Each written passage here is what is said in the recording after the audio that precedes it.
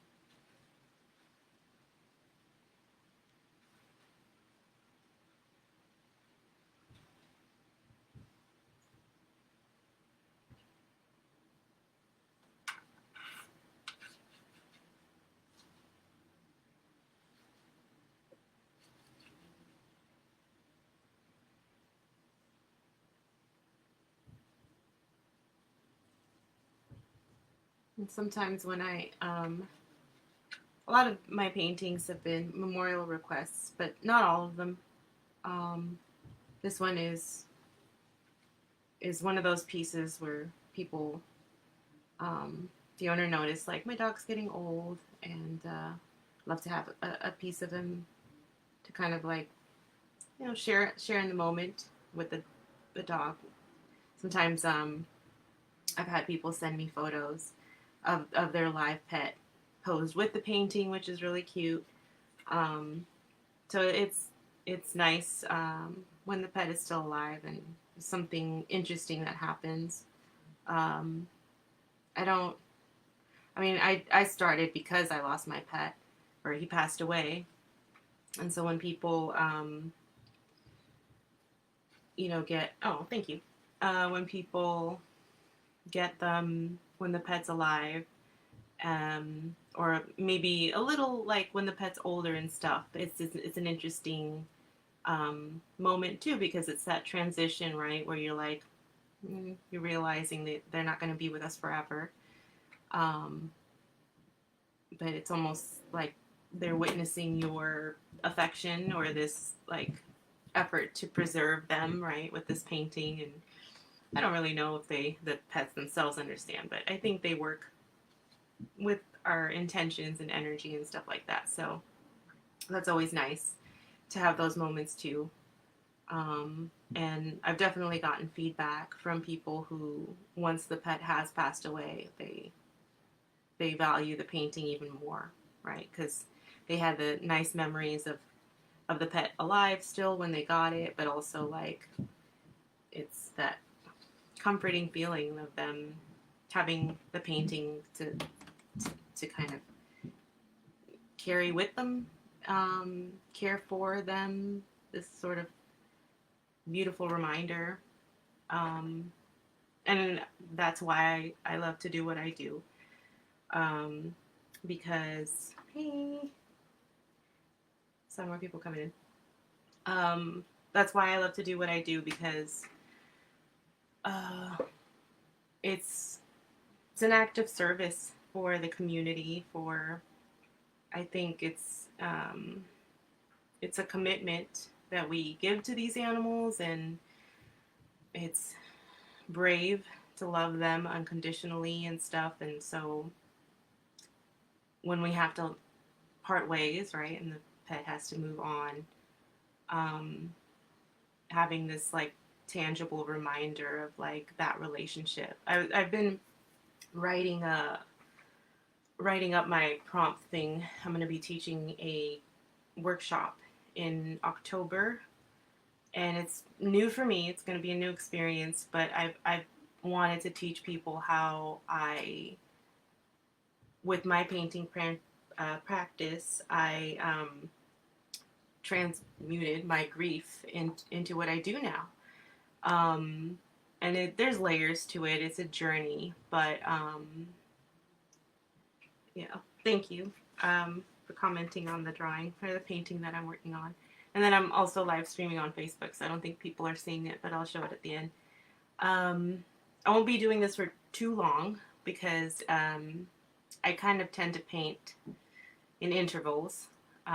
Does take like energy and concentration, especially as I get more into details. Like my eyes get tired, and I just have to take more breaks. And so, but like I was saying early on, this is new. I wanted to just have these moments where people can connect, or if they have any questions, or like see the live action of painting and how I work with layers. But back to that grief class, I kind of lost thought actually of why that doing these paintings are an act of service. That it's helped people by having a physical, tangible piece once the pet has passed away, and it's this like it's a celebration of the love and the care that we gave to the animal, that the animal gave to us. And oh, now I remember. It's, when I had to let go of my dog, it was very, very quick. I basically found out like maybe an hour or so before I had to put him down how far advanced the cancer was eating away at him. And so, and I don't think we ever are ready to say part ways. And so there's that instant moment where you're like, they're not coming back. They're not going to be at my house anymore. I don't have this ritual anymore with them of taking care of them. And so it's so sudden, and it almost feels like, because in an instant, it almost feels like it's a memory. It's a dream. And it can feel kind of scary. For me, it was like, how quickly are these memories going to fade away? Like, it was so important. I had to hold on to them.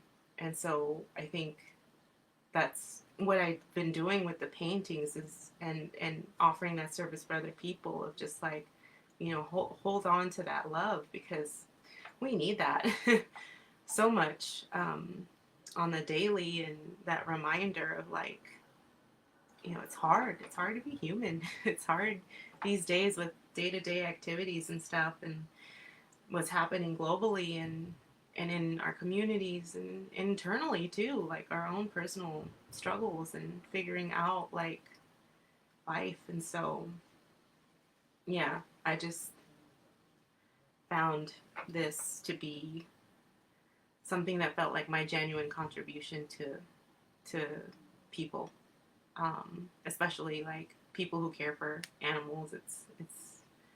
It's hard work, but it's beautiful, and it should be celebrated.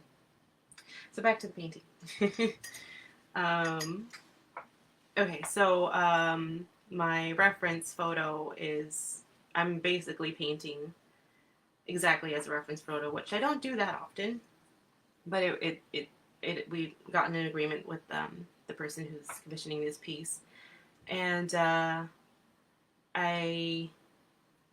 like to be kind of free flowing with my lines, especially when I do the fur and stuff. So instead of worrying about like going back and forth and tidying up, I kind of just start filling in the background since I know what it's going to look like, and then little by little I'll start to like do the outer fur strokes or coat that ends up happening.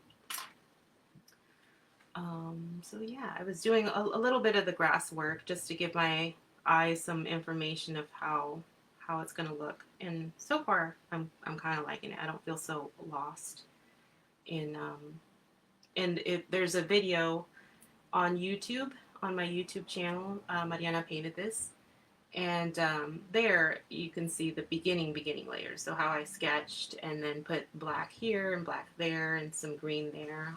For anyone who's interested in how I go about layering my pieces, I work with acrylic. If you also are a painter and just wanted to see how I move through the pieces, that's what I'm doing with this one. Um, and I can probably do a little more here. So in the original image, there's a lot of darkness, which is the dirt that's under the grass, and I want to keep that contrast. So I've just been lightly putting in the grass strokes in different shades. So I just did like a dark green, mid-tone green, and now I'm going to put an even brighter, more vibrant green, which is usually like the green, a yellow, and a white. I found like this really sort of bright yellow that's been nice to add more contrast. Acrylic tends to oxidize and shift colors as it dries. I don't work with oil. That's something I've been entertaining of, like whether or not I want to dive into that. I'm sure at some point in my life I will. But as far as working these kind of pieces, I prefer to use acrylic. I feel like it holds up really well. And most important, I mean, I work well with it. I kind of like working in layers, painting kind of quickly. My turnaround time is pretty decent. I mean, when I can schedule my time well, smaller pieces I can do in a couple weeks. And I like that because I don't like people waiting for something that's that's important to them and stuff. And I appreciate all of my patrons have been super supportive and haven't rushed me in any way, but I just get into this flow of like, no, it needs to go home. Like this piece, it's part of their healing journey. It needs to go home. And I just find that with acrylic that I can flow really nicely with it. And if anyone has questions of anything, feel free. And it'd be cool to know, like, how did you find out about me? Or how did you see my artwork? Was it just through Instagram? Was it a pop-up? Did you find my card anywhere? That'd be helpful for me just to see, like, what are good venues for me to connect with people.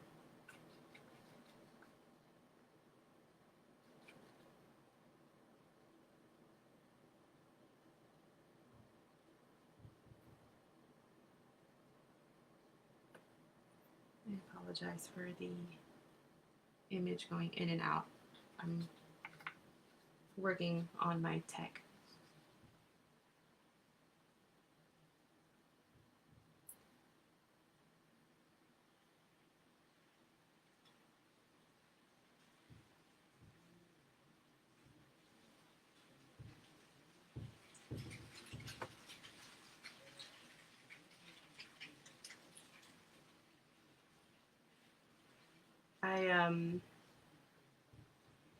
I work right now part-time as a teacher assistant for a preschool in if you're in the Bay Area. I work in Walnut Creek, and it's been hot, and it's an interesting type of job. It's a forest school, so the idea behind that is that the kids are out in nature the whole time. So we're out in a park, regional park, and it's pretty cool because it's like nature's our co-teacher. Certain animals come by, the kids get to learn about them. If we see different trackings, and it's also a great way for the kids to get exercise and fresh air, and yeah, it's a beautiful program. And my beginnings of working with children, and I didn't realize I'd fall in love with it so quickly. And right now I'm hearing the wind, and that's something that's really fun when you're out in nature, is that you catch these moments of the transitions of season, and that sometimes we can't really capture when we're indoors. And I'm noticing that shift in the air, which feels. I'm a fall girl. I was born in spring, but I love the fall. I love Halloween. I love all the spooky stuff, and the cozy stuff too. Um, but yeah, today we took the kids on a little steeper hike, and they're little. They're like, the youngest is like 2-year-old, two 2-year-olds, and then up to like five. We had some 6-year-olds in our summer program, um, and it's been fun working with them. I've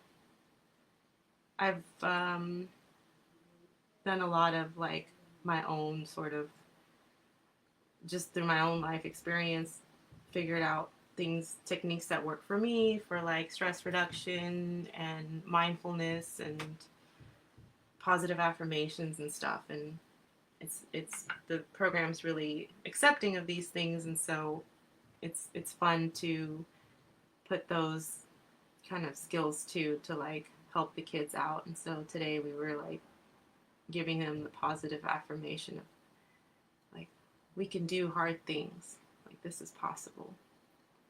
And they started like repeating it, which was really sweet, as they're like hiking and it was hot and they're carrying their backpacks and stuff.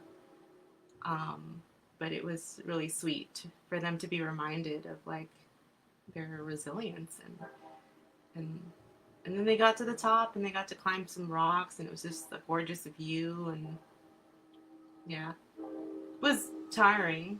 I'm tired today, but but it was beautiful. And it's a good reminder for me too. I'm not, I feel like talking to people and interacting and stuff like that is new for me. The idea of teaching is also new for me. I think I've been mostly introverted, so working on how to put myself out there more. And I think I find that will when I find work that feels aligned with my values, and I start to focus more on that passion, and less about like attention on me sort of thing. So, and I'm trying to do that now by like doing live streaming and finding ways to engage with people, especially since I've been getting questions about like teaching art and other things. And but I found reconnection with art in a therapeutic way, so that's why I feel more passionate about teaching in a little more non-traditional way, I guess.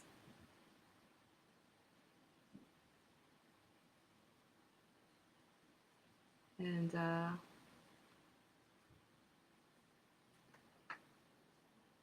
yeah, kind of working intuitively. I like right now I'm working on the background, and with these phones and programs and stuff, they do that sort of portrait mode where like there's a lot of detail in the front and then it's soft hazing in the back, which is beautiful.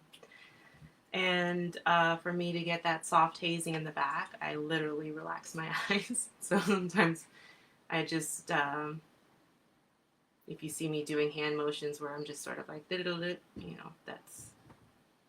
that's kind of what you got to do to kind of replicate that haziness. Use like peripheral vision and stuff. I don't know if anyone else does that in their art practice, but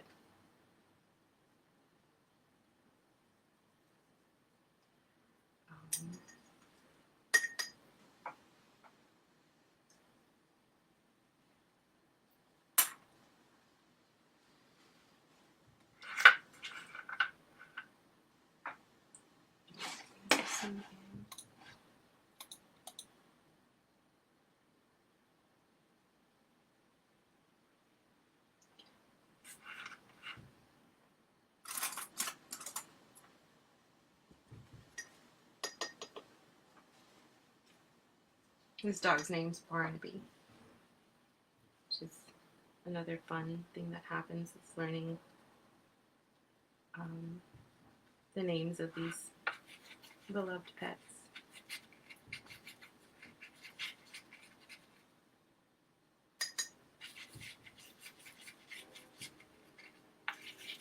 We named our dog Lobo because a neighbor saw him as a puppy and they were like, "Did you get that dog from the forest?" And I'm like, "Yeah, sure." He did look like a little wolf cub. And as he grew up, he looked more and more like a little bit of wild look to him.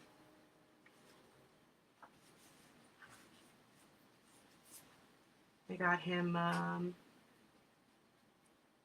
after I went with my mom to Mexico and my grandmother was passing away, and we were fortunate enough to be able to be there for her in those last moments and be with the family. And when I got back from Mexico and landed, well, actually, I remember I was in the plane and I prayed to my grandparents, my grandma. I told them I want a dog. I was having a hard time finding a dog for some reason. Like any dog that I was kind of after in different organizations, it got like swooped up immediately and it just felt difficult. But I remember praying to my grandparents and asking them to help. Like, if there's a dog out there that needs a home, help me find him. And shortly after, we found his ad.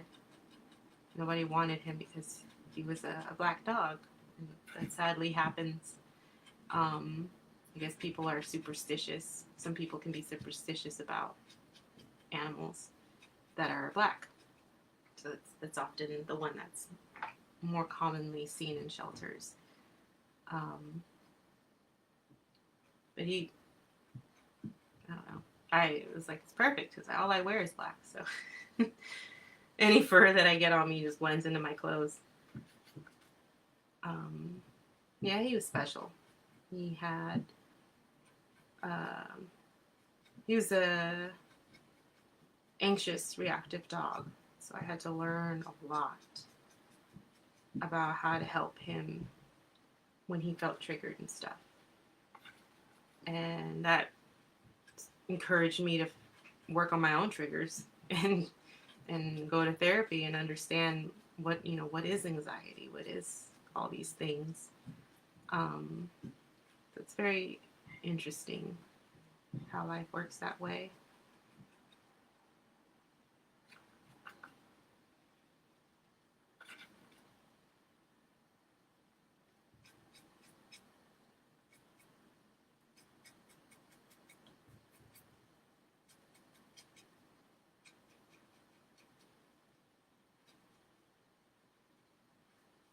I think he also helped me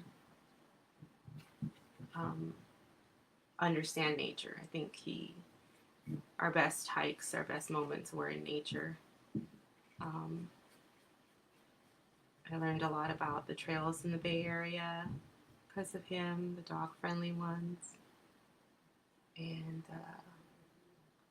he was protective of me, so it didn't feel... We'd go on like beautiful night hikes when the moon was full. It was amazing. Kind of miss those hikes. It's not very safe for like coyotes and stuff, but like we were fine. It was fine. Like I said, Lobo was very protective, so I was very attuned to his like reactions to things, and so if he was my eyes and ears at night, and he would tell me if there's something near us. All right, we'll go in this other direction. So it was fine.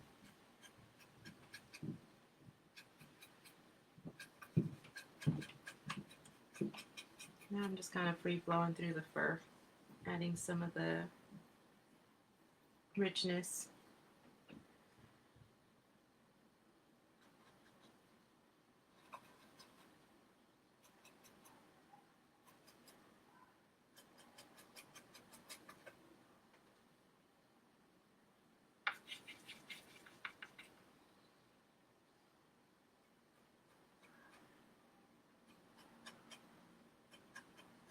I feel like I haven't talked about Lovo in a while. I don't know why I popped that.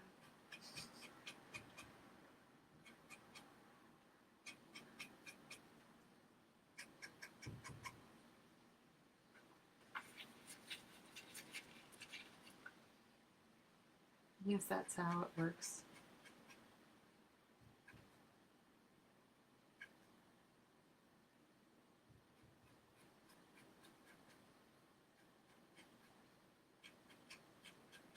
So now that I worked on that background a little bit, I feel more comfortable pushing out the fur because I don't have to worry about going in anymore.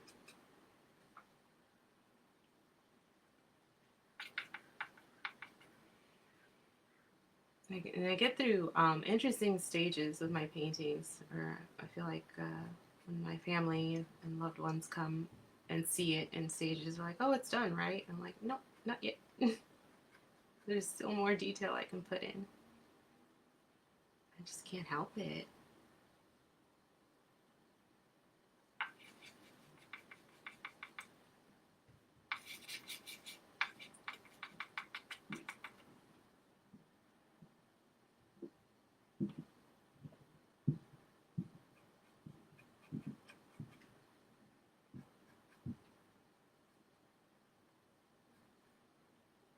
But yeah, I think at this early stage is when I'm like most loose and relaxed. And I hone it in a little more once I'm happy with the contrast that I get and overall composition.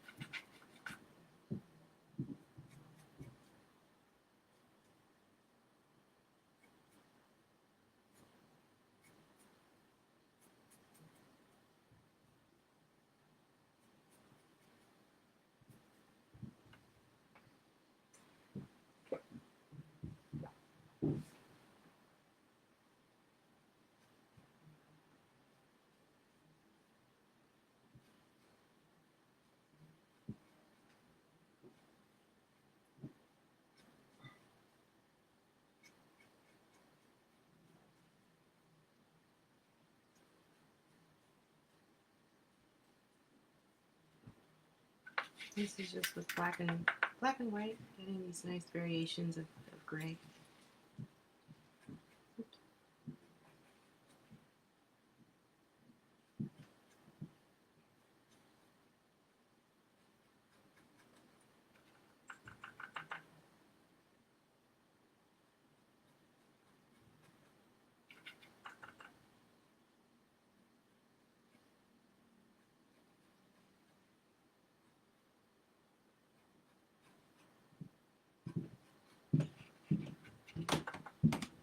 So the class that the workshop that I'm going to be teaching is at Berkeley Alembic on November 10th. And that class, we're going to be painting a rose. So I'm going to have the rose stenciled out, the grid put on and everything. I'll have painting, the paints there, brushes and everything. And we're going to walk through the stages with the goal of getting, it's a small piece. It's an 8 by 10. So if anyone's in the Bay Area and on free on that weekend, I believe the tickets are available. I'll double check and post that on my profile page. And that one's going to be like meditative practice. So we're going to be going through processing what comes up when we feel grief and how we can use that. That's kind of how, that is how I started in painting is, like I was saying earlier, it was my way of kind of bringing my dog back, but also like taking this time to nurture something that I couldn't do anymore. He wasn't here anymore. So instead it was this painting that I was making and this energy I was putting in that, nurturing that. And I found that very healing, um, and not just for the grief, but also with my connection to art. Like, I started to trust myself again. I hadn't painted or made anything creative um, for like 10 years before he passed away. And so, yeah, it it's an interesting thing when we kind of sit in that or work with that energy of like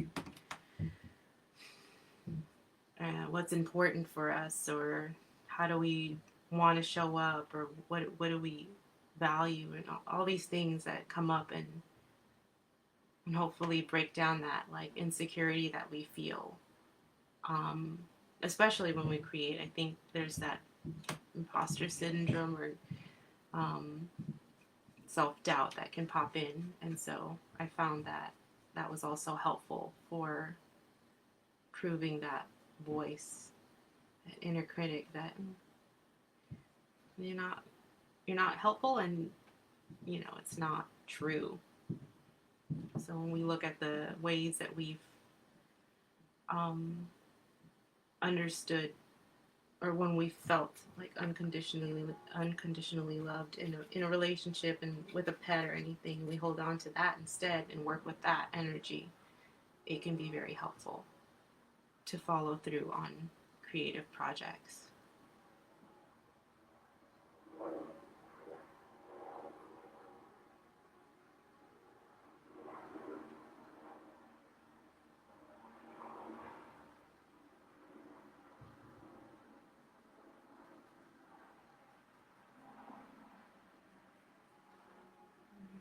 I'm getting kind of close to my break time. Let's put a little more.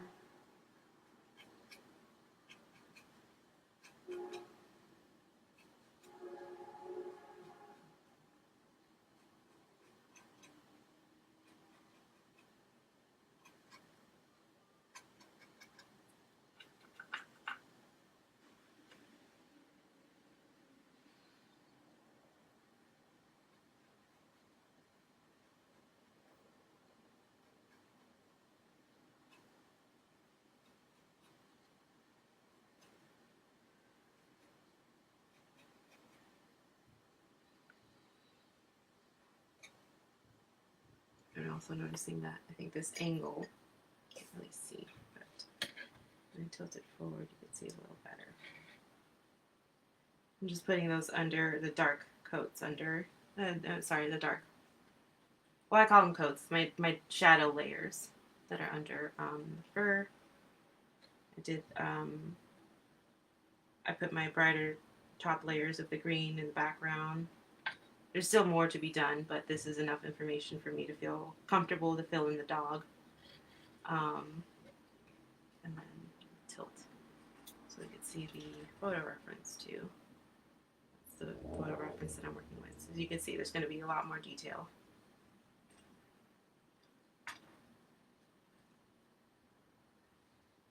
Yeah, that's the beginning of Sweet Barnaby.